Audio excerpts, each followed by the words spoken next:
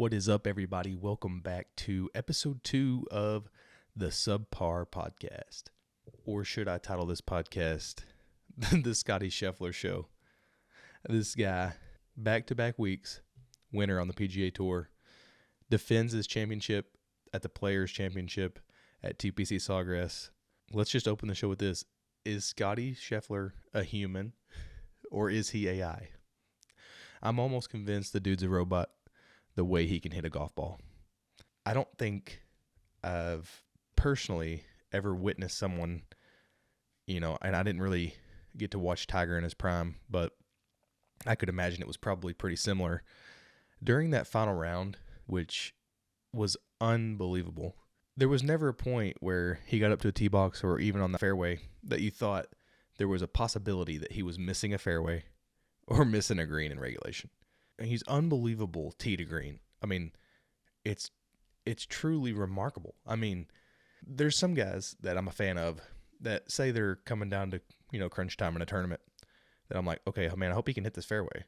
With Scottie Scheffler, it's almost a given. This guy's going to be in the fairway. He's going to be on the green. He's going to have a good look at birdie almost every hole. He's not human. I mean, he cannot be human.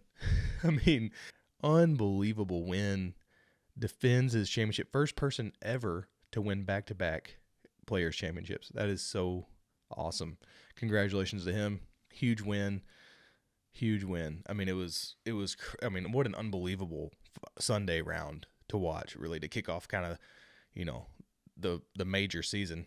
Most people call it the fifth major. So, I mean, unbelievable win to win the PGA's Crown Jewel tournament is a big deal. So, that round, was unreal. He was lights out the entire day. I mean, he honestly could have shot 10 under. He shot an 8 under, 64, starting the day down 5 shots. Comes back and wins by 1. I mean, if anything, he proved to me and to everyone that he is literally never out of a tournament. Down 5 shots on a Sunday. Comes back, and his name, with it not even just kind of creeped his way back, he stormed back. It was like hole 9, and he was already like only 1 or 2 shots back when he started 5 shots back of the lead. And he was just instantly back up at the top of the leaderboard. He holed out, I think, on like 4 or 5 for eagle there on the par 4, and was like, boom, there he is. He's back in it. And it's almost like Xander and Wyndham, when they saw Scottie was coming, it's kind of like, if I feel like that almost like that Tiger effect kind of took place. Like he kind of got in their head and like, oh man, here is this guy again. And he proved to be too much once again. I mean, the guy is just, he doesn't waver, man. He doesn't. And honestly, he had a good look there on 18 to shoot a 63, which would have won by 2.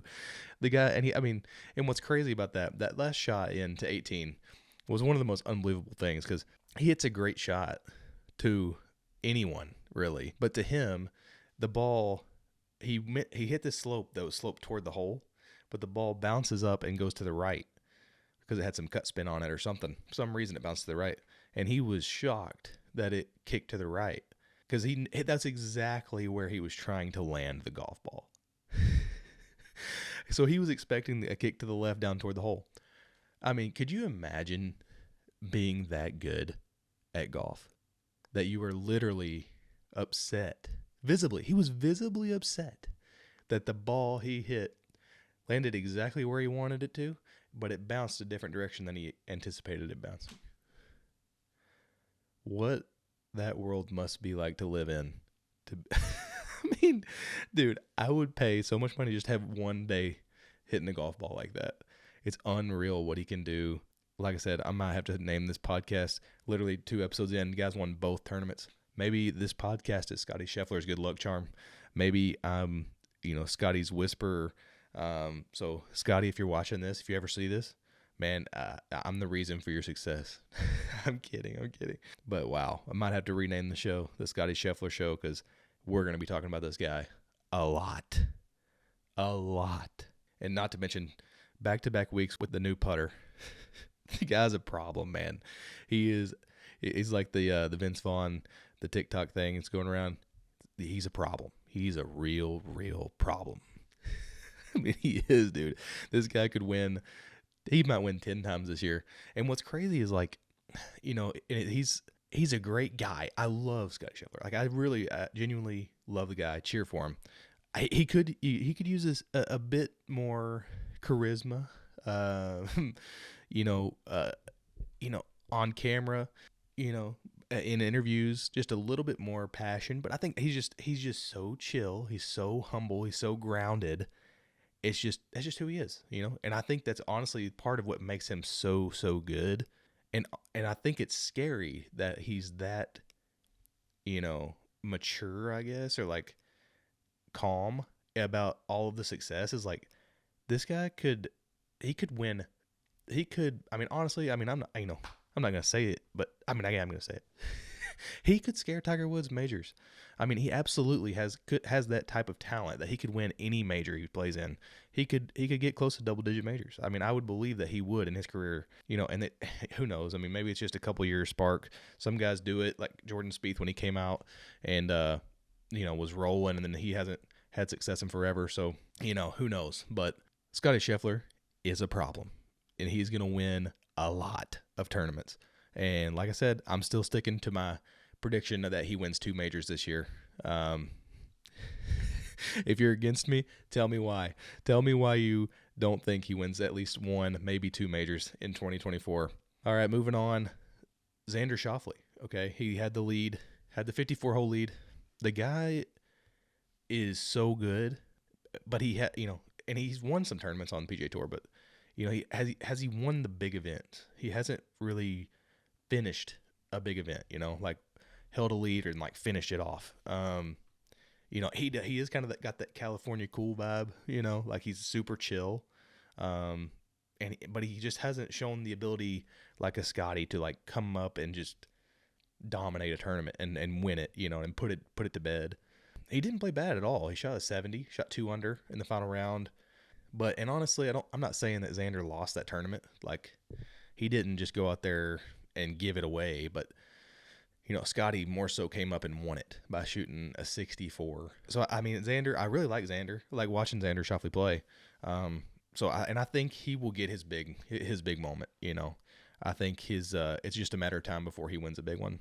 I saw something that Xander recently moved to Jupiter, Florida. Is there a better golf town or city in the world than Jupiter, Florida, or at least in America, at least in USA? I mean, let's talk about that. Like, if there was anywhere in the U.S. that you would move as a golf lover, as a golf addict, to play golf all the time, where are you picking besides Jupiter, Florida? What city? What state?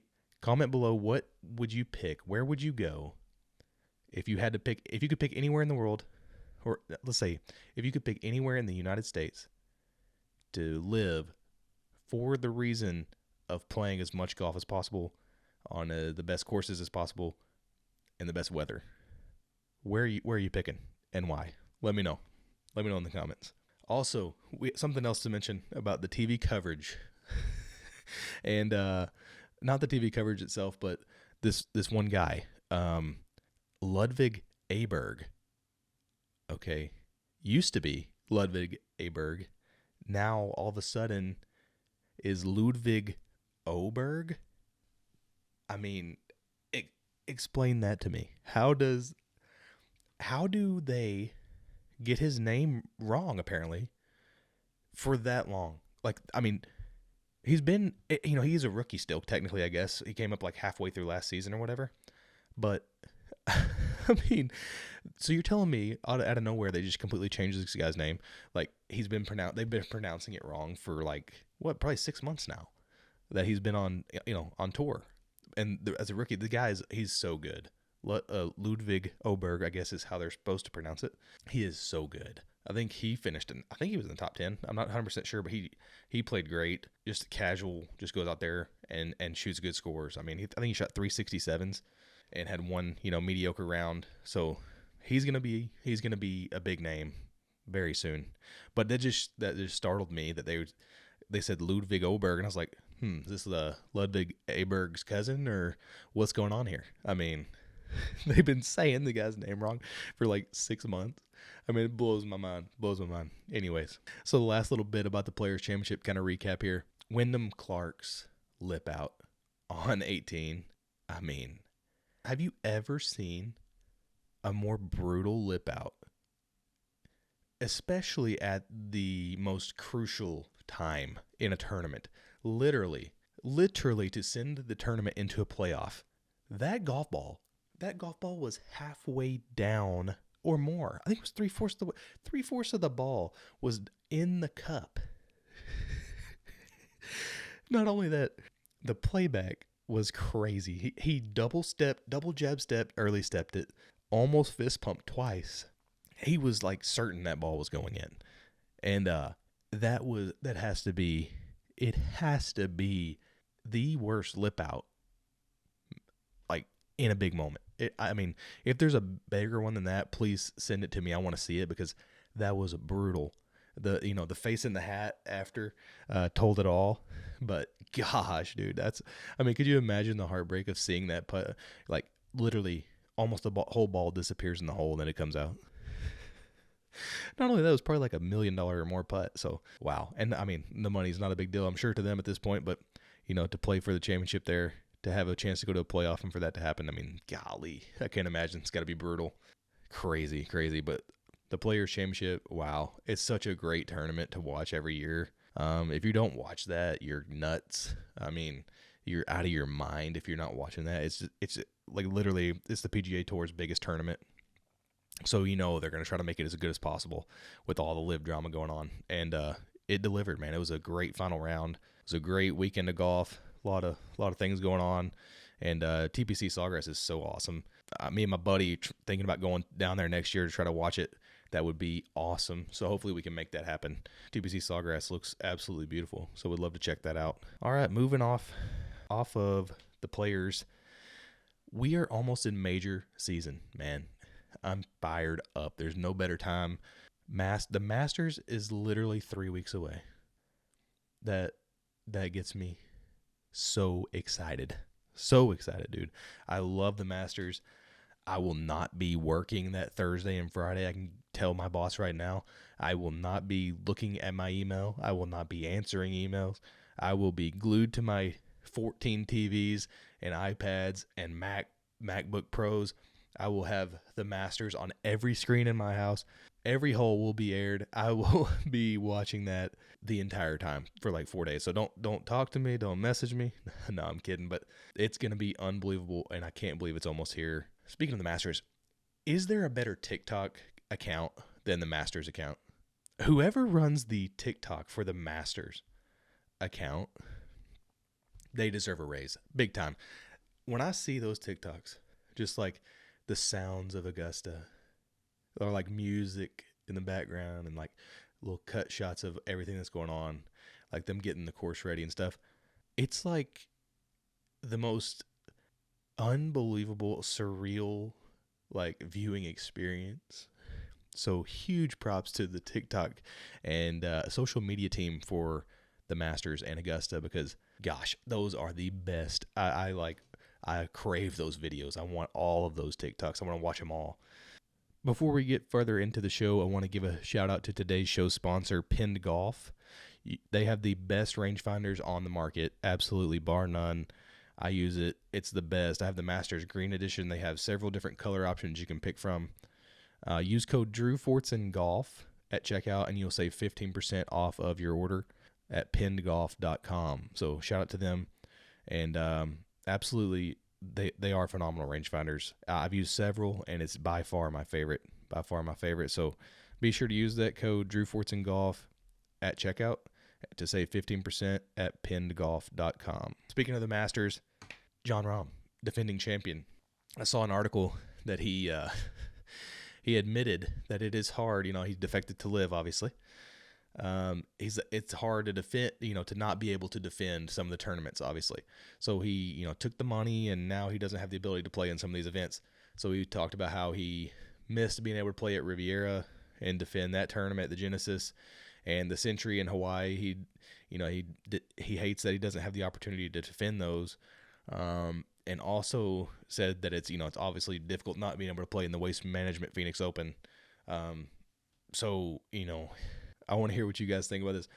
Do you think he regrets going to live?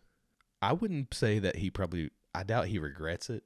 I'm sure, those are, some drawbacks, obviously. And I'm sure he's hoping that they eventually get worked out with the merger and stuff.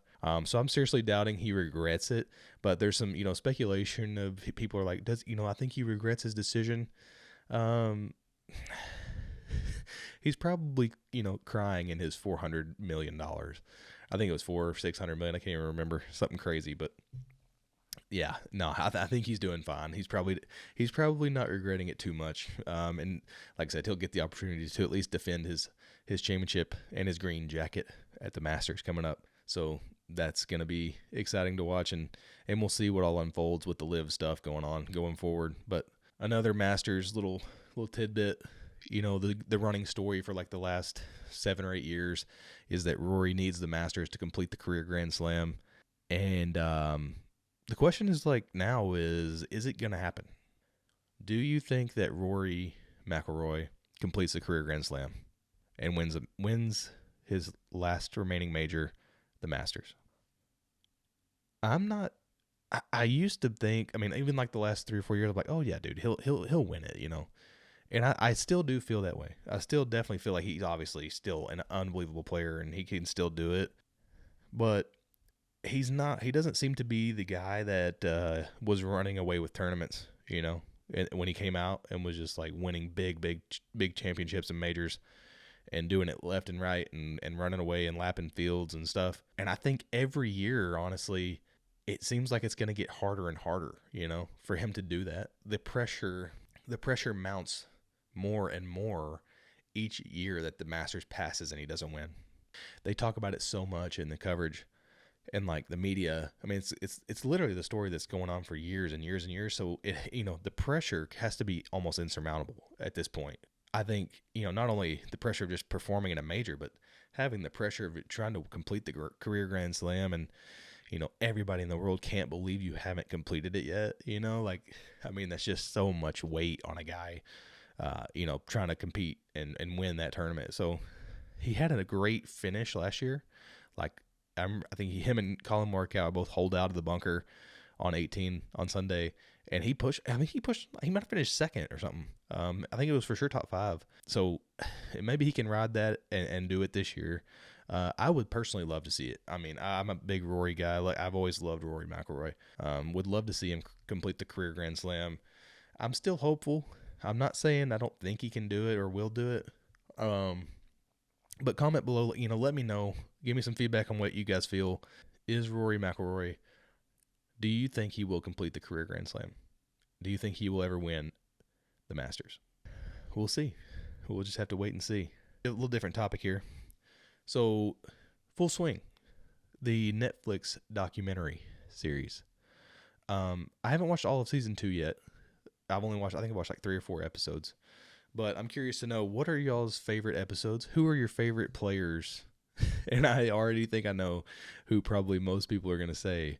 It's got to be Joel Damon, right?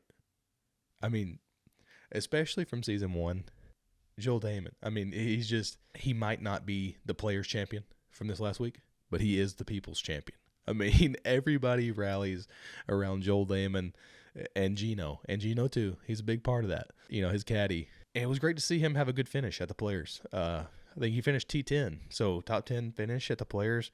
It is just the way that he's so self-deprecating to himself is just it's straight comedy, but I think it's almost rooted in deeper psychological, some deep stuff. Even I think he kind of masks some stuff with his humor, and but man, it's good to see him have a good finish, and he truly is hilarious. Gino, his caddy's hilarious too, and their relationship is hilarious and also heartwarming at the same time. So man, I'm always rooting for Joel Damon.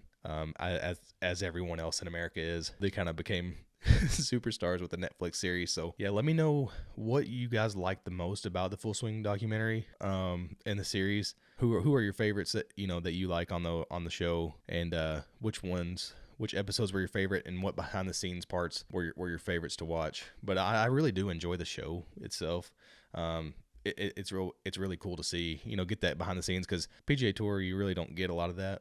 So it's really cool to see, more of that into the players' lives that we really don't ever get to see. That's pretty cool. All right, guys, that's going to do it for episode 2 of the Subpar podcast. Help me out. Give me a like, like the video, share it with a friend, follow the podcast. Like I said, it's on my YouTube channel, Drew Fortson Golf, and on Spotify. You can find it there. And really appreciate all the support. Any support you guys can give the podcast means the world to me. Commenting, replying, things like that. I want all the engagement I can get, to build a community of like-minded golf lovers. So that's kind of what this podcast is about. And I want to hear from you guys. I want feedback. I want things that you guys want to hear about. So leave those all in the comments. And as always, I appreciate you guys. We'll see you next time.